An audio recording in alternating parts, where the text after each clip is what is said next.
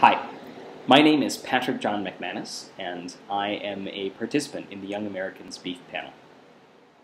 I am 29 years old and am a freelance author and poet, and am also a kind of perpetual grad student, holding advanced degrees in philosophy and theology. I'm currently traveling, but will be back home in Des Moines by the time we're done with the beef panel study. But I've spent the bulk of the last few years traveling, all over the Midwest, Chicago, St. Louis, all through Indiana, Minneapolis, Madison, but more recently through Europe, having spent a long time in Dublin, Ireland, and then more recently in Milan, Italy, and also in Rome. I was a bit stumped in terms of finding an item which I've had for a really long time, because I don't tend to carry my most valuable things with me when I'm traveling. But one thing that I can show you, which is at least representative of something that I've had for a long time, is this. This is just a plain old Irish penny whistle, or tin whistle. And the reason I'm showing it to you is because folk music, and Irish folk music in particular, is something that I like, both to listen to and to play. But because the original, which I would show you were I in Des Moines, is in fact a whistle that my grandfather brought over from Ireland more than 100 years ago. And it's real tin, pounded tin. You can see it. In fact, if your hands get hot enough, you can even bend it. Of course, brand recognition is important too in its own way, especially with purchases nowadays. If I were to show you an item which I purchased recently that means the most to me, it would be the item that I'm speaking to you on, my MacBook Air. The decision to shift to a Mac after having used standard PCs for years was a very intentional one, and it came about after a lot of research on the internet, but also mostly just conversations with people that I know and trust, friends and family members who convinced me that if I once went Mac, I'd never go back. And I can happily say they were right.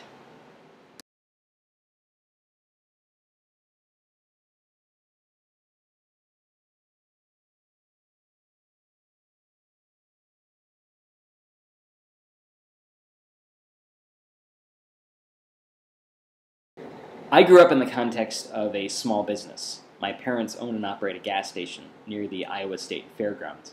And so if I have a preference in terms of businesses, it's always going to be for small, family-owned or locally owned businesses. That's especially true for restaurants. And so in Des Moines, the places that I like to go are ethnic or fusion restaurants that are locally run. I especially like Fong's Pizza downtown.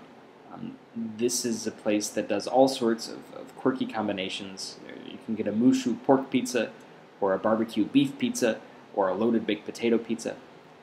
If I want something more traditional, like just a good old Italian meal, then I'll go to Tumia & Sons down on 1st Street. They have the best baked capitelli, I'm convinced, not just in the state, but probably in the world.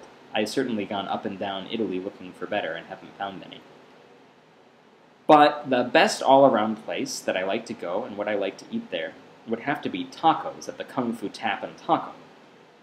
This is on Indianola Avenue in Des Moines, across the street from St. Anthony's, and it simply has the best tacos that I've had, even in Mexico.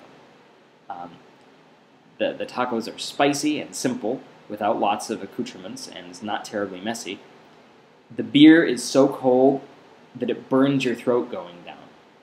If you've never had an ice cream headache from a cold beer, then you need to go to the Kung Fu Tap and Taco to get such a headache. But it's neither the food by itself nor the drink by itself that really sells the place. It's that you walk into a total dive bar, and you've got the tatted-up, multi-pierced bartender behind, and you've got the men in assorted black leather and blue jeans sitting at the bar, which is made out of an old bowling alley lane, and you've got scattered throughout this tiny little pub doctors and lawyers and homeless people and laborers and guys that work at the plant and scholars like me. And everybody's there having a great time and enjoying each other's company because of good beer and good tacos.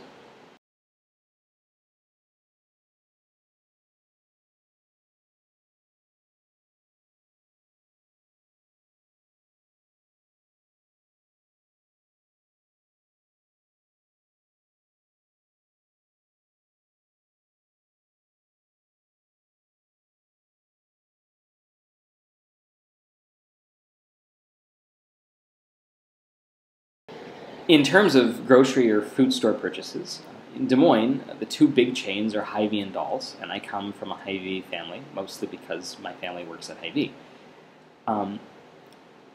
Also, of course, you have something like Aldi's for discount items, and I do a fair bit of my shopping at Aldi's.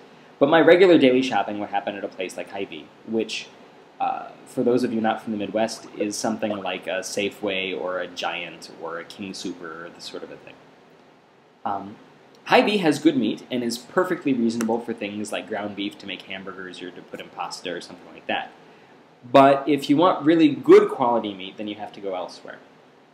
The standard line in Des Moines is to tell you to go to a smaller grocery chain called Safeway. This is a smaller local chain that has stores throughout Iowa, but is very much family-oriented, not open on Sundays, and is especially noted for their purchase of and distribution of local meat. They're certainly the best all-around for beef and pork in the state. There's no question about that. However, there is another strictly local place, only one of them, called the Gateway Market, which is near downtown on MLK, and that also has maybe a more rounded assortment of good quality meats. But I prefer not to get my meat at the market, any market, even the good ones. I prefer to go to a butcher's or a meat market in particular. Along that vein, the old B&B market down on 6th is the oldest and most reliable, though Findley's is also good, which is alternated between Des Moines and Knoxville. But if you live in the Midwest, if you're in Iowa or Nebraska or Kansas or Missouri or Illinois or Minnesota or Wisconsin, and you're really serious about getting good quality farm meat, then you don't want to buy your meat either from a chain grocery store or even from a butcher.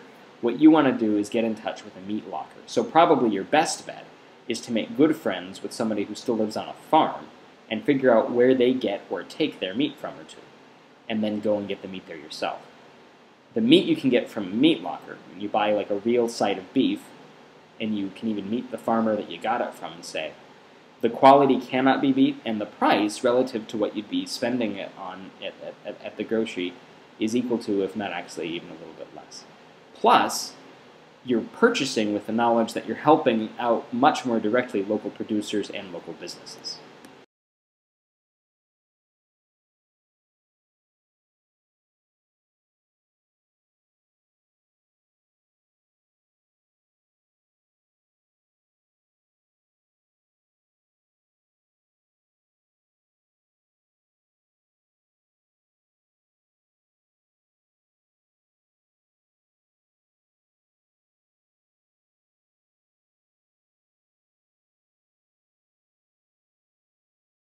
I once had a buddy from Chicago come in to visit my family in Iowa, and my parents put out a good old-fashioned farm meal for him. We had old hen with homemade noodles and snap green beans and a fresh garden salad, the whole works.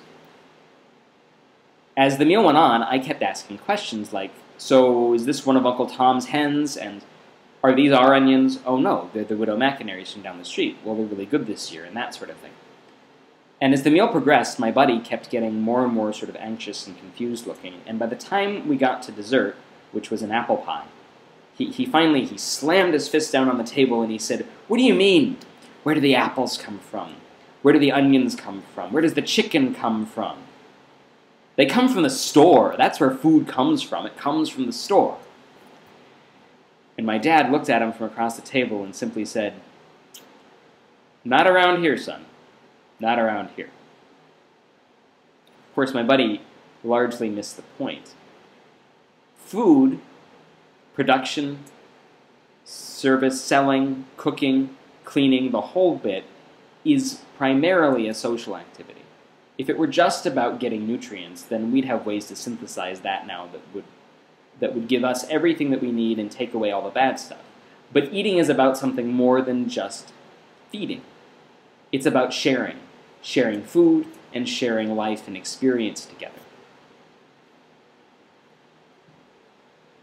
I'm convinced that the bulk of us who don't live in places where we're able to produce most of our own food, therefore have a particular obligation to be intentional about the food purchases that we make, where we make them, and what we make of those purchases.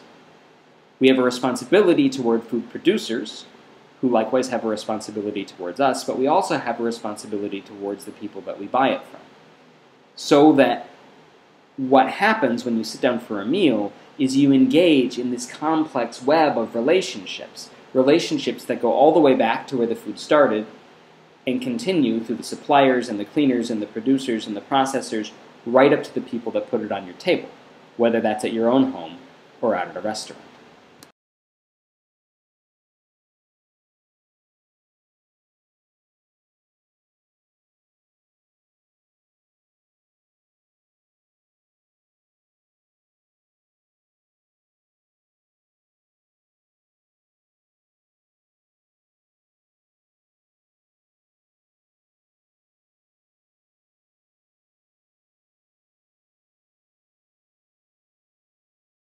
My commitment to a sort of social food philosophy is the reason that my ideal meal would not take place in a restaurant, but rather in someone's home. It wouldn't have to be my home, but it needs to be a home, because I think food is best enjoyed around the family table. For aesthetic purposes, I'd probably like it to be outside, but depending on the time of year, especially in the Midwest, that might have to be deferred to the fireside. I would cook, but I would like to not cook alone, because I think the act of cooking is also a social thing. And certainly those who cook together and eat together share a very special kind of a bond. It would begin with munchies of some sort, which could even be enjoyed while still cooking. So cheese and crackers with good local sausage, good local cheese, maybe even locally made crackers. Homemade or locally brewed beer, or even a home-distilled whiskey. A fresh garden salad with nuts and fruits, and maybe a light vinaigrette. Meat, beef, pork, lamb, chicken, probably beef, maybe lamb. And it wouldn't even matter precisely how it was produced, so long as it was a good cut of meat. Roast or steak, grilled, whatever. Mashed potatoes with real potatoes. Fresh garlic and a little bit of horseradish and butter. New peas, fresh corn on the cob or creamed, and homemade rolls. And for dessert, homemade, hand-cranked vanilla ice cream on top of apple crisp, made with apples from your own backyard. We'd start cooking around 5 or 6. We'd start cooking around 5 in order to eat around 6 or 6:30. And the meal itself would take a good solid hour, if not a little bit more.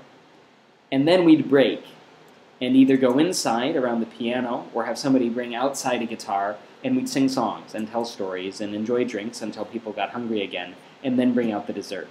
And the dessert would be served with strong Irish coffee or peppermint tea, and then we'd sing and drink and enjoy more until it was finally time to go home.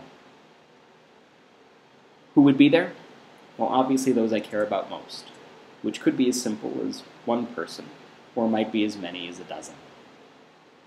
Obviously a lively crowd can go a long way, but whether it's 2 people or 20, this constitutes a perfect meal because it highlights the social nature of eating, the social nature of meal sharing, the social nature of communion. That's really what this is about, is sharing a communion of life and of love and of sustenance together with those that you care about deeply. It's about building life together and building communities together. It's about communion, not only with those that sit around the same table, but with those who help to bring it to the table with you. It's the magic that one simple meal can encapsulate the whole of the human experience, the mystery of life, and why it is that we like to eat and eat together so very much.